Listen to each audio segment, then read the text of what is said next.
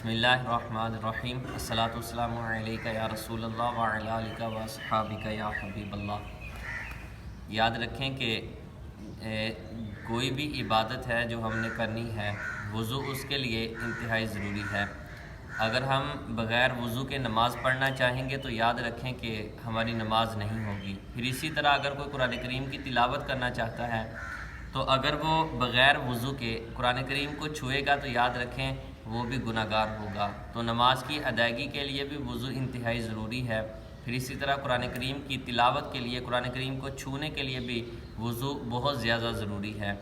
تو ویسے بھی باوضو رہنا آقا کریم علیہ الصلاۃ والسلام کی سنت مبارکہ بھی ہے اور یہ اللہ کی رحمتوں کے نزول کا ذریعہ بھی ہے۔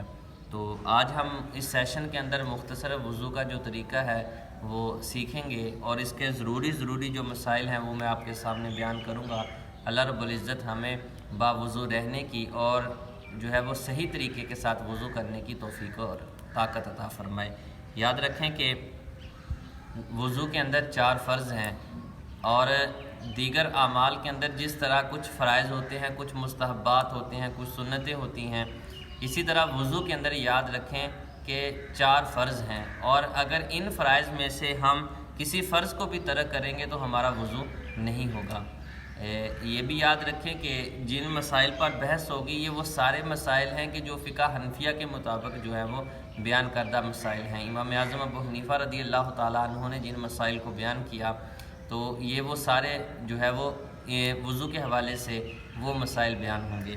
تو آپ نے جو قرآن کریم کی آیت مبارکہ سے استدلال فرمایا ہے، آپ فرماتے ہیں کہ 4 وضو کے فرض ہیں کہ جن کا پایا جانا انتہائی ضروری ہے۔ ان کے علاوہ اگر ہم ان فرائض میں سے ایک بھی فرض رہ گیا تو یاد رکھیں ہمارا وضو کامل نہیں ہوگا بلکہ ناقص ہوگا، وہ وضو نہیں ہوگا۔ جب وضو نہیں ہوگا تو اگر ہم نماز پڑھیں گے تو ہماری نماز بھی قبول نہیں ہوگی۔ ان فرائض میں سے یاد رکھیں کہ سب سے پہلا فرض ہے اپنے چہرے کو دھونا۔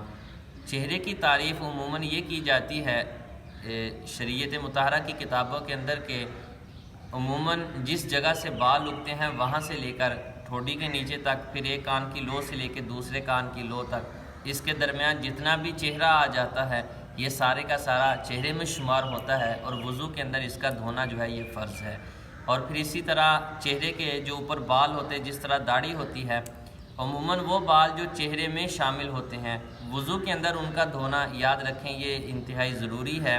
اور وہ بال جو چہرے سے باہر ہوتے ہیں یاد رکھیں ان کا دھونا ضروری نہیں ہوتا بلکہ سنت ہے کہ ان بالوں کو دھو لیا جائے۔ اور داڑھی کے حوالے سے یاد رکھیں خلال کرنا آقا کریم علیہ الصلاۃ والسلام کی سنت مبارکہ ہے۔ دوسرا وضو کا فرض ہے کہ دونوں ہاتھ اپنے کہنیوں سمیت دھونا، یعنی اپنے ہاتھوں کو کہنیوں کے اوپر تک جو ہے وہ اچھے طریقے کے ساتھ دھو لینا وضو کے اندر یہ بھی فرض ہے۔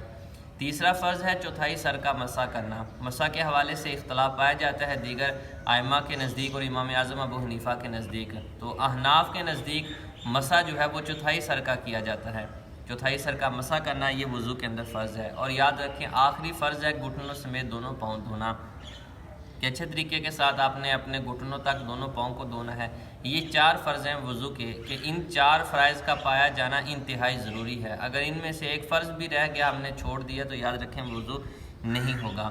پھر اسی طرح وضو کی جو سنتیں ہیں یاد رکھیں کہ بقیہ چیزیں ان میں آ جاتی ہیں کہ مطلب کلی کرنا یہ بھی سنت مصطفیٰ صلی اللہ علیہ وآلہ وسلم ہے، غرغرہ کرنا یہ بھی سنت ہے، اور اسی طرح بسم اللہ شریف تلاوت کرنا وضو سے پہلے یہ بھی سنت ہے۔ پھر اسی طرح پاکی حاصل کرنے کے لیے وضو کرنا، یہ نیت کرنا وضو کے لیے یاد رکھیں کہ یہ بھی سنت ہے۔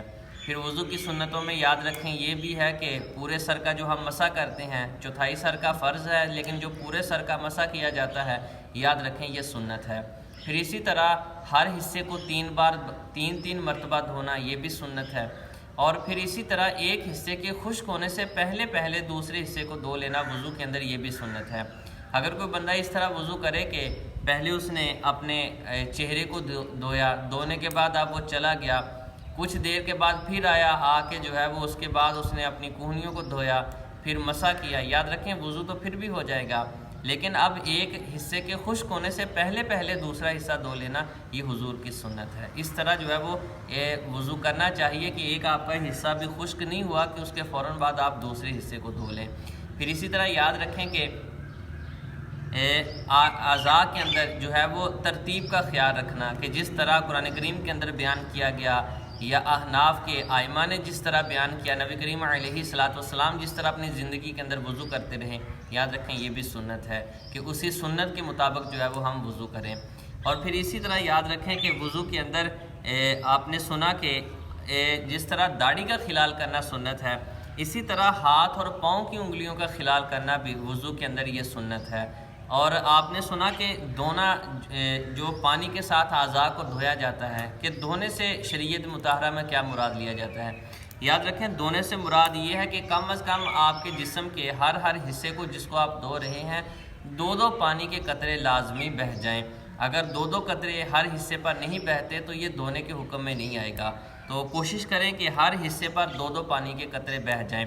اچھے طریقے کے ساتھ چہرہ دھوئیں، ہاتھوں کو دھوئیں، مسح کریں، پاؤں کو دھوئیں، انگلیوں کا خلال کریں کہ جن اعضاء کو عموماً وضو میں دھویا جاتا ہے، یاد رکھیں ان اعضاء میں سے کوئی حصہ بھی جو ہے وہ آپ کا کسی صورت میں بھی نہ رہ جائے۔ تو اس طرح آپ وضو کریں گے اور اس کے بعد جو ہے وہ وضو جب آپ کامل طریقے کے ساتھ کر لیں گے، یاد رکھیں وضو آپ کا مکمل ہو جائے گا۔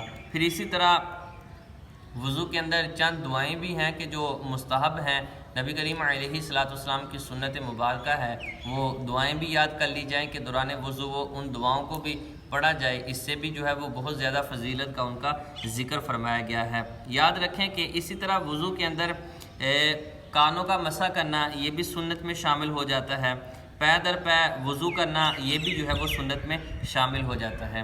اب یاد رکھیں اسی طرح کچھ وضو کے مستحبات بھی ہیں کہ قبلہ رو ہو کے آپ بیٹھیں، یہ مستحب ہے۔ اگر یہ چیزیں میسر آ جائیں تو کر لی جائیں، اگر نہ میسر آئیں تو کوئی مسئلہ نہیں، وضو آپ کا جو ہے وہ صحیح طریقے کے ساتھ ہو جائے گا جب آپ فرائض کو پورا کر دیں گے۔